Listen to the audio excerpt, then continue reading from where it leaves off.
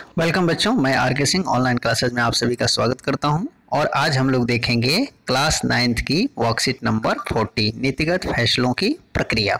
बच्चों, यह आपके किताब की पाठ संस्थाओं के कामकाज से लिया गया है, इसीलिए इस वर्कशीट को करने के साथ साथ आप इस पाठ को जरूर पढ़ें, तो इससे आपको इस वर्कशीट को और अच्छी तरह समझने में मदद मिलेगी। तो आइए देखते हैं इस वर्कशीट में हमें क्या समझाने की, क्या बताने की कोशिश की गई है। तो सबसे पहले ये वर्कशीट बहुत ही महत्वपूर्ण है, जिसमें सरकार के कामकाज के बारे में वर्णन किया गया है। तो आप सभी जानते हैं, सरकार शब्द से सभी परिचित हैं कि सरकार क्या होती है और किस तरह से काम करती है। हम सभी जानते हैं कि हमारे देश में 2-3 स्तरों पर सरकारें काम करती है, केंद्र सरकार, राज्य सरकार और स्थानीय सरकारें। तो हमारे देश में राष्ट्रीय स्तर पर जो सरकार होती है उसको केंद्र या संघ की सरकार कहा जाता है। क्या कहा जाता है? केंद्र या संघ की सरकार कहा जाता है। केंद्र सरकार के महत्वपूर्ण फैसलों में मुख्य भूमिका निभाने वाली निम्नलिखित संस्थाएं हैं, यानी 3 भाग सरकार के जो हैं, केंद्र सरकार के 3 अंग है। एक पहला अंग क्या होता है? किसी भी सरकार के 3 अंग होते हैं। विधायिका लेजिस्लेटिव, ये क्या करता है? कानून बनाने वाली संस्था होती है। ये संस्था कानून बनाती, नियम बनाती है। दूसरा है कार्यपालिका, अगर कानून बन गया तो उस कानून को पालन कराती है, लागू कराती है, एक्सिक्यूट कराती है, इसीलिए इसको एग्जीक्यूटिव कहते हैं। ठीक है। और तीसरा है न्यायपालिका से भी आप परिचित ही होंगे, जो कानून की सही समीक्षा करती है, व्याख्या करती है और ये देखती है कि कानून को कौन पालन कर रहा है, कौन नहीं पालन कर रहा है, तो उस स्तर पे अपना फैसला सुनाती है कानून की समीक्षा करके। ठीक है। तो इस तरह से सरकार ये 3 मुख्य जो संस्थाएं हैं वो काम करती है और 3 तरह के काम करती है: कानून बनाने का, कानून को पालन कराने का और कानून की समीक्षा करने का। ठीक है। तो आपके मन में प्रश्न उठ रहा होगा कि आखिर इन संस्थाओं की जरूरत क्यों पड़ी? क्या कोई एक सरकार ही सारे काम नहीं कर सकती? तो आइए देखते हैं कि राजनीतिक संस्थाओं की आवश्यकता क्यों है। तो सबसे पहले हम देखते हैं कि राजनीतिक संस्थाओं में की क्या भूमिका होती है। तो जैसे सरकार पर नागरिकों की सुरक्षा, शिक्षा, स्वास्थ्य सुविधाएं आदि मुहैया कराने की जिम्मेदारी होती है। ये सारी चीजें हमें सुविधाएं उपलब्ध करानी है। अब ये कैसे कराएगा? तो इसके लिए वो टैक्स इकट्ठा करेगा, सेना रखेगा सुरक्षा दिलाने के लिए। ठीक है। शिक्षा, स्वास्थ्य के लिए टैक्स इकट्ठा करेगा, पैसे रहेगा तभी तो खर्च होंगे। पुलिस रखेगा और विकास कार्य पर खर्च करते हैं पैसे। ये जो टैक्स इकट्ठा करके इन चीजों पर खर्च करती है। तो इस तरह के कामों को विभिन्न संस्थाओं द्वारा किया जाता है। एक आदमी नहीं कर सकता, इसलिए संस्थाओं द्वारा किया जाता है और उन संस्थाओं को अलग अलग काम बांट दिया जाता है, ताकि एक ही व्यक्ति पर न ज्यादा वर्कलोड हो और न ही उसी पर सबसे ज्यादा जिम्मेदारी हो जाए, या कहिए कि ज्यादा पावर हो जाए। पावर को भी विकेंद्रीकृत होना जरूरी है। तो ये इसीलिए किया जाता है, विभिन्न संस्थाओं द्वारा इसलिए किया जाता है ताकि लोकतंत्र ठीक से काम कर सके और बड़े फैसले लेने में देश के सभी प्रमुख अधिकारी शामिल हो सके, कई लोग शामिल हो सकें। तो इससे क्या है कि जो फैसला है वो ज़्यादा लोकतांत्रिक होता है और उसको सही होने की संभावना अधिक होती है। तो इन कारण से हमें राजनीतिक संस्थाओं की जरूरत है। तो अब आपके मन में प्रश्न उठ रहा होगा कि जो सरकार हमारी काम करती है, तो कौन सरकार है और उन सरकार की तरफ से प्रमुख कौन कौन से अधिकारी हैं जो फैसले लेते हैं। ठीक है। अब आइए देखते हैं इन संस्थाओं में निर्णय लेने वाले प्रमुख अधिकारी कौन कौन से हैं। ठीक है। सबसे पहला और महत्वपूर्ण अधिकारी है राष्ट्रपति। राष्ट्रपति आपको पता है देश का प्रथम नागरिक होता है, वो देश का सबसे बड़ा अधिकारी है। हमारे देश का जो सबसे औपचारिक प्रधान होता है, हेड होता है, वो है प्रेसिडेंट, जो कि औपचारिक रूप से देश का सबसे बड़ा अधिकारी होता है। ठीक है। दूसरा प्रमुख होता है प्रधानमंत्री। प्रधानमंत्री सरकार की ओर से अधिकांश अधिकारों का इस्तेमाल यही करता है तथा अन्य मंत्रियों की नियुक्ति में राष्ट्रपति की सिफारिश करता है। अब देखिए, सबसे बड़ा हमारे देश में एक बड़ी स्थिति रखी गई है कि राष्ट्रपति को सारे प्रथम अधिकारी है और सब अधिकतर पावर राष्ट्रपति में निहित है, लेकिन उन अधिकारों का उपयोग प्रधानमंत्री अपने मंत्रिमंडल की सलाह से करता है। तो इसीलिए कहा जाता है कि भारत में वास्तविक जो पावर है वो प्रधानमंत्री के अंतर्गत सीमित होता है, उसमें शामिल होता है, प्रधानमंत्री में शामिल होता है कि वो राष्ट्रपति के मैक्सिमम जो विवेकाधीन कुछ पावर है उनको छोड़कर बाकी सारे अधिकारों का प्रयोग प्रधानमंत्री ही करता है। ठीक है। और आपको पता है कि प्रधानमंत्री अन्य मंत्रियों की नियुक्ति भी करता है। तीसरा महत्वपूर्ण जो अधिकारी होती है वो होती है संसद। ये एक संस्था है और संसद में 2 सदन होते हैं, लोकसभा और राज्यसभा। संसद जो है एक्चुअली में 3 संस्थाओं को मिल करके बनती है, राष्ट्रपति, लोकसभा और राज्यसभा। इसलिए कभी पूछा जाए कि संसद के कितने अंग होते हैं, तो 3 अंग होते हैं, राष्ट्रपति, लोकसभा और राज्यसभा। लोकसभा में 543 सदस्य होते हैं, राज्यसभा में 250 सदस्य होते हैं इस समय।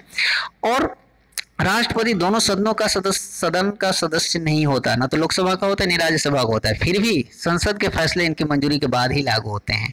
संसद कुछ भी फैसला ले ले, अंतिम लागू तभी होंगे जब उस पर राष्ट्रपति का हस्ताक्षर होगा, क्योंकि राष्ट्रपति कार्यपालिका, विधायिका और न्यायपालिका तीनों का एक तरह से कहिए प्रधान होता है, तीनों का हेड होता है, क्योंकि ये देश का सर्वोच्च अधिकारी होता है। तो इस तरह से ये जो 3 प्रमुख संस्थाएं हैं, अधिकारी हैं, जो निर्णय लेने में महत्वपूर्ण भूमिका निभाते हैं। तो आइए देखते हैं लोकसभा बनाम राज्यसभा। कई बार ये प्रश्न उठता है कि लोकसभा और राज्यसभा में क्या अंतर है। इसको हम लोग आगे स्लाइड के माध्यम से देखेंगे, लेकिन इसमें मैं थोड़ा सा बता दूं आपको कि हमारे संविधान में राज्यसभा को सभी राज्यों के संबंध में कुछ विशेष अधिकार प्राप्त है, राज्यसभा को, ठीक है। लेकिन अधिकतर मामलों में सर्वोच्च अधिकार लोकसभा के पास है। इसका एक कारण, मेन कारण आप समझेंगे कि लोकसभा का चुनाव डायरेक्ट जनता के द्वारा होता है, जबकि राज्यसभा का चुनाव, राज्यसभा के सदस्यों का चुनाव राज्यों की विधानसभा के सदस्यों द्वारा होता है, ठीक है। तो ये डायरेक्ट जनता द्वारा चुना हुआ नहीं होता। इसीलिए संविधान में ऐसा प्रावधान है कि अधिकतर मामलों में लोकसभा के पास अधिक अधिकार है। किसी भी सामान्य कानून को पारित करने में दोनों सदनों के बीच कोई मतभेद होता है तो लोकसभा को विचार को प्राथमिकता मिलने की संभावना रहती है, क्योंकि इनकी सदस्य संख्या ज्यादा होती है। अगर कोई टकराव की स्थिति हो गई तो लोकसभा और राज्यसभा की संयुक्त बैठक बुलाई जाती है, और संयुक्त बैठक में चूंकि लोकसभा सदस्यों की संख्या ज्यादा होती है, इसीलिए इनके विचार को प्राथमिकता मिलने की संभावना अधिक होती है, ठीक है। ऐसे मामलों में लोकसभा द्वारा पारित बजट या कानून को राज्यसभा सिर्फ 14 दिन तक अपने पास रख सकती है, सुझाव दे सकती है, जबकि लोकसभा का अधिकार है कि वे उन सुझाव को माने या ना माने। अगर 14 कोई धन विधेयक है, वित्त विधेयक है, तो उसको राज्यसभा 14 दिन से अधिक नहीं रोक सकती। 14 दिन तक अधिक रोकेगी तो मान लिया जाता है कि राज्यसभा ने उसे पास कर दिया। तीसरी बात, सबसे बड़ी बात है कि लोकसभा मंत्रिपरिषद को नियंत्रित करती है, यानी जो प्रधानमंत्री होता है वो लोकसभा में बहुमत हासिल हुआ व्यक्ति होता है। अगर लोकसभा के आधे से अधिक सदस्य यानी बहुमत जो है यह कह दे कि उसको मंत्रिपरिषद में विश्वास नहीं है, तो प्रधानमंत्री सहित सभी मंत्रियों को पद छोड़ना पड़ेगा, जबकि राज्यसभा को यह अधिकार नहीं है। तो एक तरह से प्रधानमंत्री पर डायरेक्ट नियंत्रण होता है लोकसभा का। तो इस तरह से आपने देखा कि लोकसभा और राज्यसभा में कुछ मामूली अंतर है अधिकारों के बारे में, ठीक है। उम्मीद है आपको वर्कशीट समझ में आ रही होगी। तो आइए देखते हैं प्रश्न उत्तर सेक्शन में। सबसे पहला प्रश्न देखते हैं, देश की केंद्र सरकार से आप क्या समझते हैं, इसकी प्रमुख संस्थाओं के नाम बताएं। तो इसमें सबसे वर्कशीट के सबसे ऊपर में लिखा है कि देश की, यहाँ पर देश की केंद्र सरकार के बारे में और इसकी प्रमुख संस्थाओं के बारे में, तो यहाँ से भी आप लिख सकते हैं। दूसरा प्रश्न, राजनीतिक संस्थाओं की आवश्यकता क्यों है, तो इसका भी हमने यहाँ पर डायरेक्ट उत्तर लिखा हुआ है, इसे आप अपनी भाषा में लिख लेंगे कि राजनीतिक संस्थाओं की आवश्यकता क्यों है। संस्थाओं के प्रमुख निर्णय लेने में कौन कौन अपनी भूमिका निभाते हैं, तो इसमें भी आप यहाँ देख सकते हैं कि संस्थाओं को निर्णय लेने में राष्ट्रपति, प्रधानमंत्री, संसद और मंत्रिपरिषद के सदस्य भूमिका निभाते हैं, ठीक है। लोकसभा और राज्यसभा में क्या अंतर है बताइए, ठीक है। तो आइए इस प्रश्न का उत्तर एक स्लाइड के माध्यम से मैं डिस्प्ले कर रहा हूँ, उसे आप लोग देखेंगे। यहाँ देखेंगे लोकसभा और राज्यसभा में अंतर। पहला है, लोकसभा के सदस्य भारतीय नागरिकों द्वारा वयस्क मतदान से निर्वाचित किए जाते हैं, जबकि राज्यसभा के सदस्य राज्य की विधानसभाओं के निर्वाचित सदस्यों द्वारा निर्वाचित किए जाते हैं। ये चीज हमने बात की थी थोड़ी देर पहले। लोकसभा को निम्न सदन या आम सदन कहा जाता है, जबकि राज्यसभा को उच्च सदन या राज्यों की परिषद कहा जाता है। लोकसभा के जो सदस्य होते हैं उनका कार्यकाल 5 साल का होता है, पूरी लोकसभा का है, जबकि राज्यसभा के सदस्यों का कार्यकाल 6 साल होता है और इसके 1/3 सदस्य प्रत्येक 2 वर्ष में सेवानिवृत्त होते हैं। उसी तरह से लोकसभा सदस्य बनने के लिए आयु सीमा 25 वर्ष निर्धारित की गई है, राज्यसभा सदस्य बनने के लिए 30 वर्ष निर्धारित की गई है।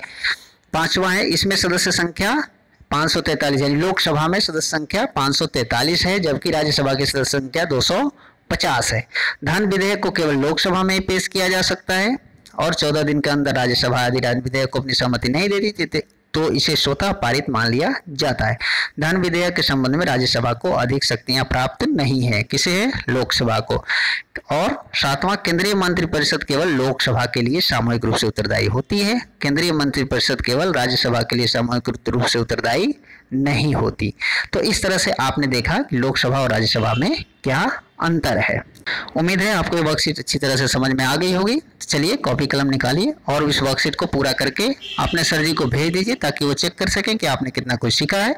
मिलते हैं अगली वर्कशीट में, तब तक के लिए घर पे रहें, स्वस्थ रहें, खुश रहें। धन्यवाद।